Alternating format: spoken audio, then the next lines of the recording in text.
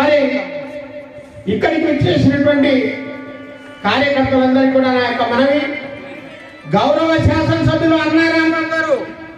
నిరంతరం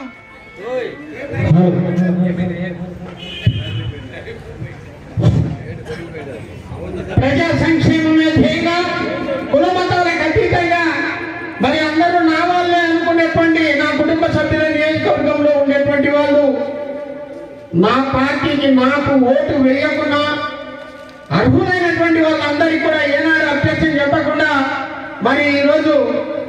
మన రాష్ట్ర ప్రభుత్వం ఇచ్చినటువంటి పథకాలు అందరికీ అందేలా చేసినటువంటి మహా మనసు ఉన్నటువంటి వ్యక్తి గౌరవ శాసనసభ్యులు అన్నారాంబాబు గారిని సందర్భంగా తెలియజేసుకుంటూ, మరి ఇలాంటి వ్యక్తిని మన నియోజకవర్గ అభివృద్ధి కోసం మనందరి కోసం మళ్ళా ఒక్కసారి